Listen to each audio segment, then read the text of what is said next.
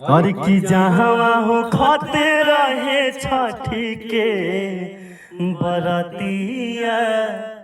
अरे अब न चिन्हाले उहे नदिया आ घटिया। कि जहाँ हो खाते रहे छठी के बरतिया। अब न चिन्हाले उहे नदिया आ घटिया।